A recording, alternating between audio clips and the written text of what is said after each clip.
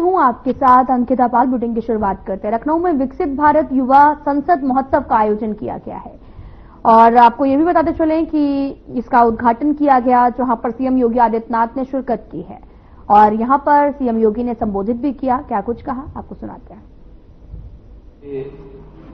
यशस्वी प्रधानमंत्री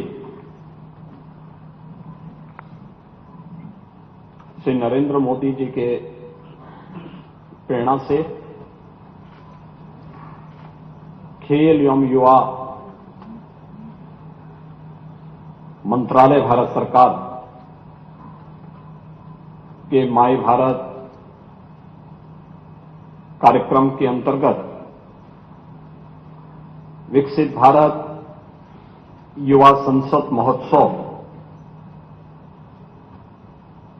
के आज के इस कार्यक्रम में उत्तर प्रदेश विधान परिषद के माननीय सभापति कुंवर मानवेंद्र सिंह जी, उत्तर प्रदेश विधानसभा के माननीय अध्यक्ष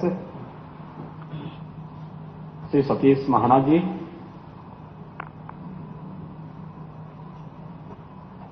नेहरू युवा केंद्र से जुड़े हुए हमारे सभी अधिकारीगण, उत्तर प्रदेश विधानसभा सचिवालय से जुड़े हुए और संसदीय कार्य विभाग से जुड़े हुए हमारे अधिकारीगण, अन्य उपस्थित महानुभाव और प्रदेश के विभिन्न जनपदों से यहां पर उपस्थित भारत की युवा ऊर्जा के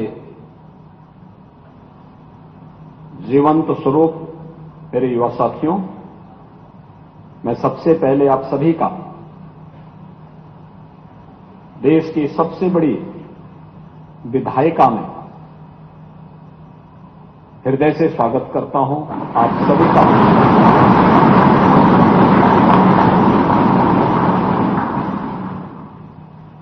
प्रधानमंत्री जी की जो प्रेरणादायी मार्गदर्शन है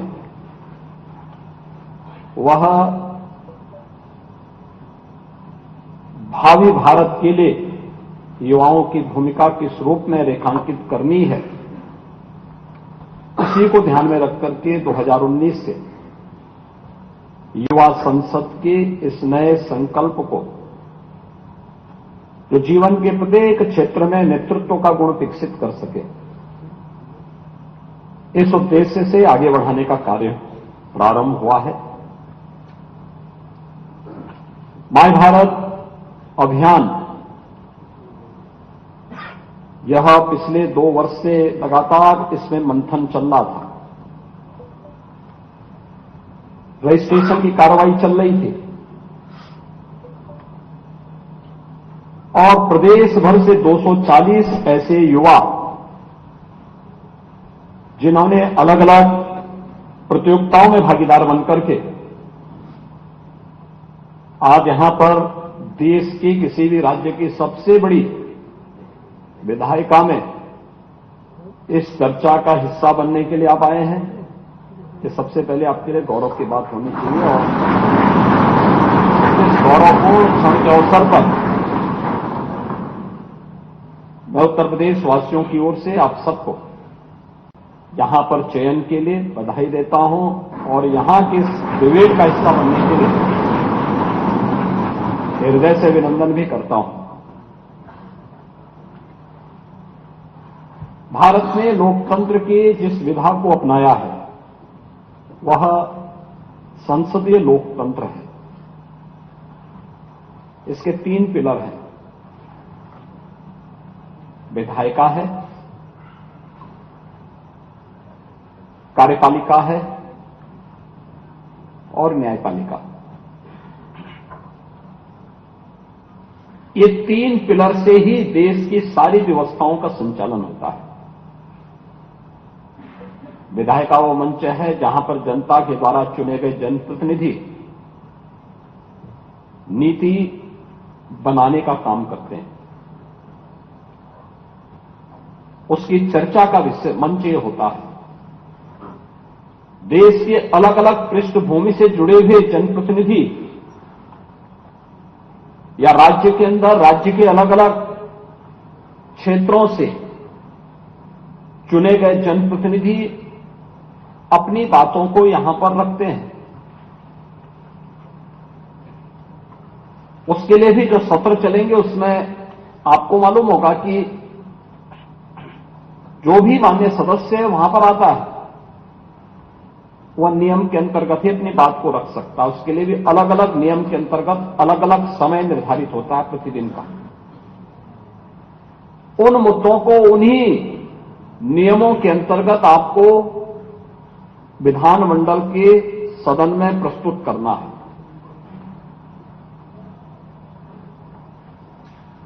और यहां पर जो नीति बनती है, जो कानून बनते हैं, जिन मुद्दों पर चर्चाएं होती हैं, फिर वही सरकार के पास जाती हैं और कार्यपालिका उसको इंप्लीमेंट करता है, उसको लागू करने का काम करता है, उसको आगे बढ़ाने का काम करता है। कहीं भी नियम विरुद्ध कोई आचरण न हो, उसके लिए जनता के लिए एक और मंच होता है जहां पर वह शासन के पास भी शिकायत कर सकता है। लेकिन अगर लगता है कि शासन अनसुना कर रहा है तो उसके लिए न्यायपालिका भी है। सामान्य रूप से अपराध होता है, उसको रोकने का दायित्व तो पुलिस के पास, पुलिस कार्रवाई करती है। अपराधी को सजा देनी है तो न्यायालय उसको सजा देगा। सामान्यतः कोई व्यक्ति अपनी कंप्लेंट किसी भी पुलिस अधिकारी के पास थाने से लेकर के और प्रदेश स्तर पर उस प्रकार की व्यवस्था की गई है, या एक लेखपाल से लेकर के मुख्य सचिव के स्तर पर एक प्रशासनिक तंत्र जनता की सेवा में लगा रहता है। इस सब के बावजूद अगर कहीं पर किसी को लगता है कि नहीं, उसकी प्रॉपर सुनवाई नहीं हो रही है, वह जनप्रतिनिधियों के पास जाता है। वह भी उनके बारे में बोलता है कि भाई नियम के अनुसार इसमें कार्रवाई होनी चाहिए। लेकिन उसके बाद भी उसके लिए एक मंच और खड़ा होता है कि वह न्यायपालिका में जाकर के अलग अलग स्टेजेस होते हैं उसके भी, उसमें जाकर के अपनी बात को वहां पे रख सकता है। यानी ये तीनों एक दूसरे के विरोधी नहीं, तीनों एक दूसरे के पूरक हैं। एक नीति बनाने का काम करता है, यानी कानून भी बनाता है, एक उसको लागू करता है, और अगर कहीं पे कोई किसी प्रकार का कोई कंफ्यूजन है तो एक उसकी विवेचना करने का काम भी करता है, या उसके परिमार्जन के लिए आगे उस दिशा में प्रयास भी करता है।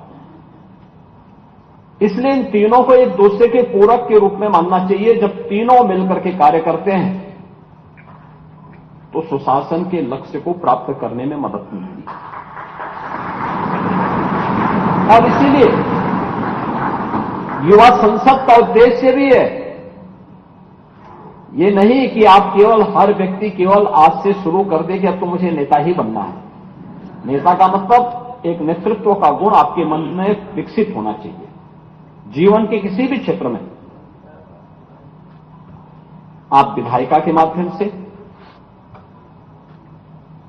आप कार्यपालिका की किसी तंत्र के रूप में भी काम कर सकते हैं।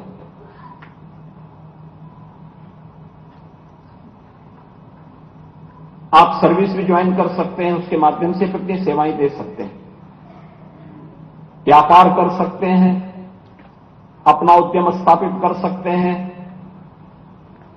न्यायपालिका की सर्विस में भी आप जा सकते हैं, हायर जुडिशरी की सेवा में या अन्य क्षेत्रों में भी जाकर के आप अपनी सेवाओं को दे सकें। लेकिन उन क्षेत्रों में कुछ विशिष्ट करने की, कुछ लीक से हट करके जब आप करते हैं वही लोगों के लिए प्रेरणादायी बनती है और वही नेतृत्व का गुण विकसित करने की एक नई कला आपके अंदर पैदा करती है।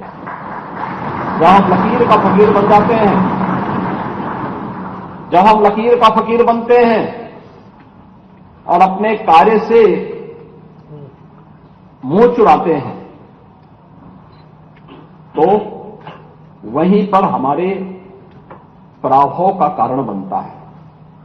जब हम लीक से हट करके कुछ नया करते हैं, कुछ अच्छा करने का प्रयास करते हैं, कुछ अतिरिक्त करने का प्रयास करते हैं, तो वह लोगों के लिए, सामान्य जन के लिए, समाज के लिए एक प्रेरणा बन जाती है और लोग उसको हाथों हाथ लेकर के जब सम्मान देते हैं तो वह एक नेतृत्व उस क्षेत्र में जो विकसित किया गया वही एक लीडर का गुण होता है।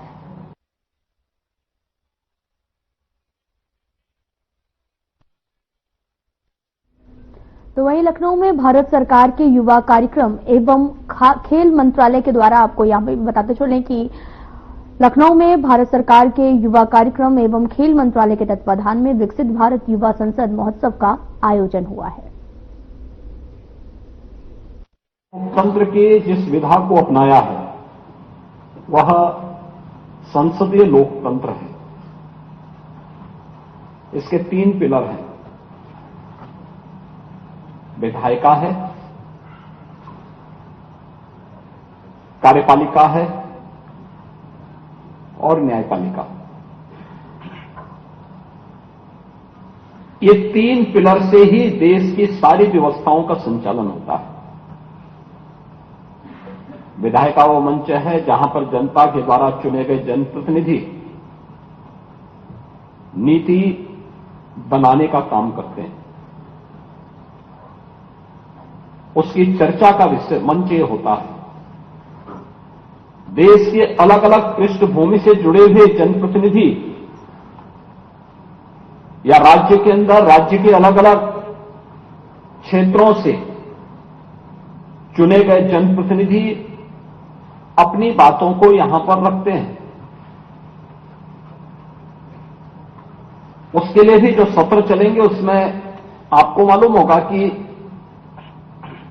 जो भी माननीय सदस्य है वहां पर आता है वह नियम के अंतर्गत ही अपनी बात को रख सकता है। उसके लिए भी अलग अलग नियम के अंतर्गत अलग अलग समय निर्धारित होता है प्रतिदिन का। उन मुद्दों को उन्हीं नियमों के अंतर्गत आपको विधानमंडल के सदन में प्रस्तुत करना है।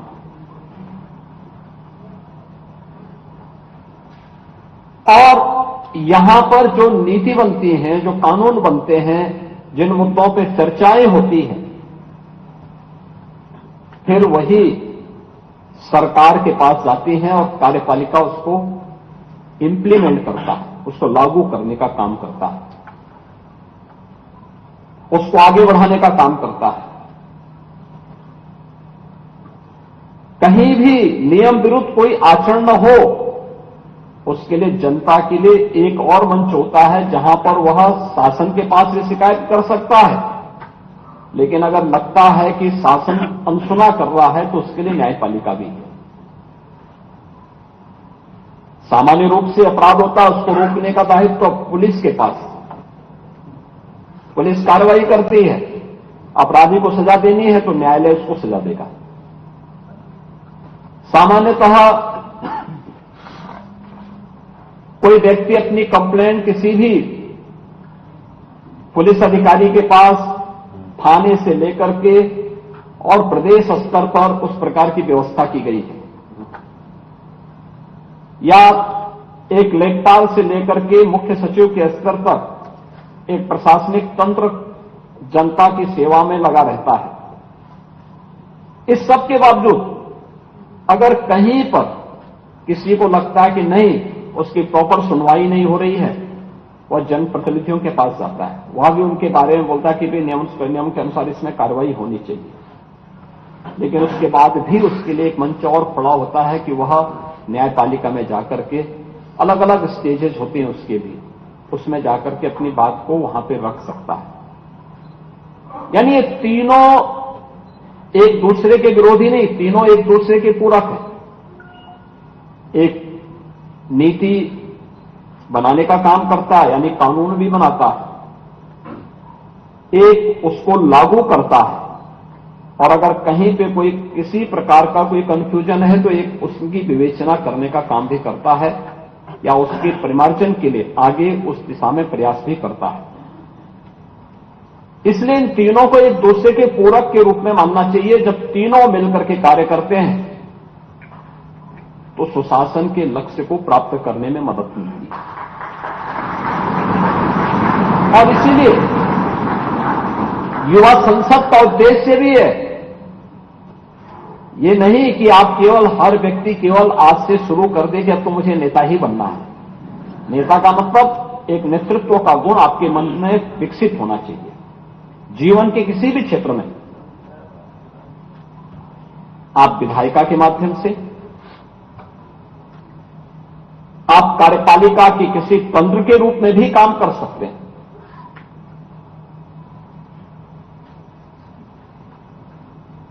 आप सर्विस में ज्वाइन कर सकते हैं, उसके माध्यम से अपनी सेवाएं दे सकते हैं, व्यापार कर सकते हैं, अपना उद्यम स्थापित कर सकते हैं, न्यायपालिका की सर्विस में भी आप जा सकते हैं, हायर जुडिशरी की सेवा में या अन्य क्षेत्रों में भी जाकर के आप अपनी सेवाओं को दे सकें। लेकिन उन क्षेत्रों में कुछ विशिष्ट करने की, कुछ लीक से हट करके जब आप करते हैं वही लोगों के लिए प्रेरणादायी बनती है और वही नेतृत्व का गुण विकसित करने की एक नई कला आपके अंदर पैदा करती है। जब हम लकीर का फकीर बन जाते हैं, जब हम लकीर का फकीर बनते हैं और अपने कार्य से मुंह चुराते हैं तो वहीं पर हमारे पराभव का कारण बनता है। जब हम लीक से हट करके कुछ नया करते हैं, कुछ अच्छा करने का प्रयास करते हैं, कुछ अतिरिक्त करने का प्रयास करते हैं तो वह लोगों के लिए, सामान्य जन के लिए, समाज के लिए एक प्रेरणा बन जाती है और लोग उसको हाथों हाथ लेकर के जब सम्मान देते हैं तो वह एक नेतृत्व उस क्षेत्र में जो विकसित किया गया है वही एक लीडर का गुण होता है। ऐसे जीवन के किसी भी क्षेत्र में अनंत संभावनाएं होती है अपनी बातों को रखने का, अपने कार्य क्षेत्र को आगे बढ़ाने का। और इसीलिए प्रधानमंत्री मोदी जी ने यह सुनिश्चित किया कि देश की पूरी व्यवस्था का संचालन होता है एक संविधान से। हम कानून कोई भी बनाते हैं, भारत का संविधान हमारे सामने होता है। भारत का संविधान 26 नवंबर 1949 को बनकर के तैयार हुआ। उसका जो ड्राफ्ट था वह बाबा साहब डॉक्टर भीमराव अंबेडकर ने भारत की संविधान सभा को सौंपा था और प्रधानमंत्री मोदी जी ने 26 नवंबर 2015 से इस तिथि को संविधान दिवस के रूप में मनाने के कार्यक्रम को आगे बढ़ाया। इसके पीछे का भाव ही था, इसके पीछे का भाव ही यही था कि हम लोग अपने संविधान निर्माताओं के प्रति कृतज्ञता ज्ञापित कर सके। कृतज्ञता इस बात के लिए ज्ञापित कर सके कि इन्होंने भारत का संविधान हमें दिया जो भारत की 25 यानी देश की 140 करोड़ लोगों को पूरे भारत के अंदर बिना किसी भेदभाव के मताधिकार के उपयोग की ताकत देता है, बिना भेदभाव के हर एक व्यवस्था के साथ जुड़ने का पूरा अवसर देता है। लेकिन एक नागरिक के रूप में हमारा दायित्व क्या है? अक्सर होता था और एक समय ट्रेंड भी चला था देश के अंदर बहुत ज्यादा कि हमारी मांगे पूरी हो चाहे जो मजबूरी हो। उसके दुष्परिणाम लोगों ने देखे।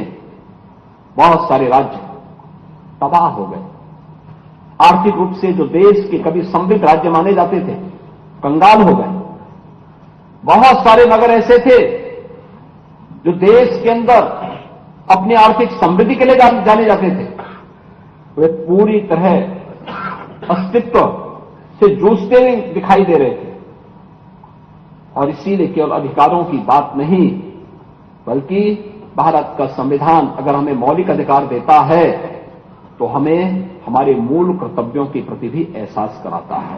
और उन मूल कर्तव्यों के प्रति एहसास कराने के लिए आजादी के अमृत महोत्सव वर्ष में प्रधानमंत्री मोदी जी ने देशवासियों के सामने रखा था, एक विजन रखा था, एक विजन डॉक्यूमेंट 25 वर्ष का, कि देश जब 2047 में अपनी आजादी का शताब्दी महोत्सव मना रहा होगा, 100 साल की यात्रा अपनी पूरी कर रहा होगा आजादी की, तब कैसा भारत चाहिए? तब कैसा भारत चाहिए? एक विकसित भारत। विकसित भारत की इस परिकल्पना को साकार करने के लिए हमारे स्तर पर क्या प्रयास होने चाहिए? हमारे स्तर पर प्रयास होने हैं हर नागरिक के लिए पंच प्रण की बात प्रधानमंत्री मोदी जी ने की, और ये पंच प्रण ही जिसमें विरासत के सम्मान से लेकर के अपने अपने कर्तव्यों के निर्वहन करने तक अलग अलग क्षेत्र से जुड़े हुए कार्यों को, किसी के साथ भेदभाव नहीं करना है, अपने विरासत का सम्मान करना है, अपने तो आपको बताते चलें कि उत्तर प्रदेश विधानसभा अध्यक्ष सतीश महाना ने अपनी बात सामने रखी है। उन्होंने कहा कि हमारा दायित्व है कि संस्थाओं को बचाए रखें। उन्होंने आगे क्या कुछ कहा, आपको सुनाते हैं। आभार व्यक्त करना चाहता हूं कि उत्तर प्रदेश विधानसभा का ये 3 वर्ष का परसेप्शन जो एक आम जनता के बीच में गया है, बिना आप सब लोगों के सहयोग के संभव नहीं था। पॉजिटिव परसेप्शन हम सब लोगों के लिए महत्वपूर्ण होता है।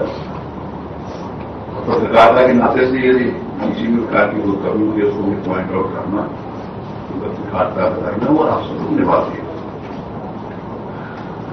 लेकिन कल मैंने एक बात कही थी, समय यूथ की कॉन्फ्रेंस में था यहाँ पर कल बच्चों के बीच में, हमने कहा कभी कभी हम अपने हितों की इंस्टीट्यूशंस का डैमेज कर देते हैं। इंस्टीट्यूशंस का सम्मान करना रहेगा तो हम सबका बना रहेगा। इंस्टीट्यूशंस अगर डैमेज होंगे तो हम सबका some individuals can be good और बैड, लेकिन इंस्टीट्यूशंस का सम्मान बनाने चाहिए।